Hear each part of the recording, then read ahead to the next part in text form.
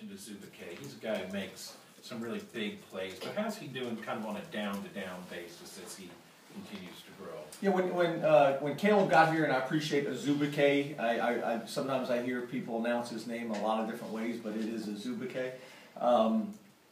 I think he's really grown. When he arrived here, he was a raw athlete that was new to the game of football. If you could imagine, even his senior year, Caleb played soccer.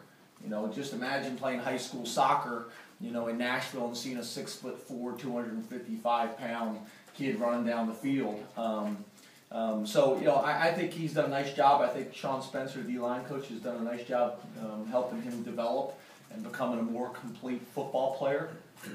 Every down, versus the run, versus the pass, things like that. I think a lot of times you got to be careful, because if you just look at sacks and tackles for a loss, which he's been very disruptive in those two areas, you still got to make sure that you're doing your job. And sometimes as a defensive lineman, it might just be plugging a gap or containing and forcing it back into linebackers or defensive linemen. So I think he's growing tremendously. I'm very, very proud of him, but he still has a long ways to go and has tremendous upside. But to me, that's exciting about Caleb as well.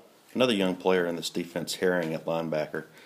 Could you talk about his development, and now he's kind of become one of your best guys on that side of the ball? Yeah, I think he's playing extremely well. He's got really good instincts, always has since he arrived on campus.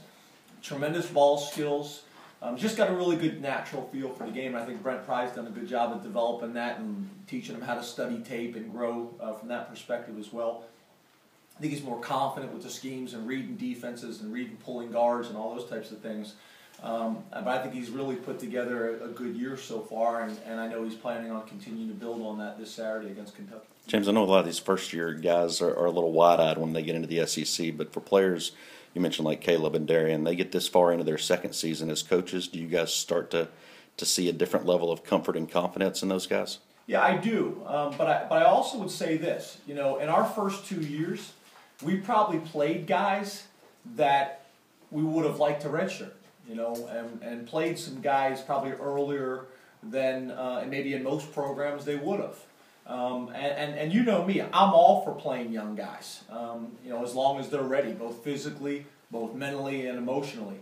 But I think year two you do see, that's the old argument is you say, okay, we play this guy as a true freshman, maybe he's not ready. But on the other end of the argument is now he's so much more ready the following year.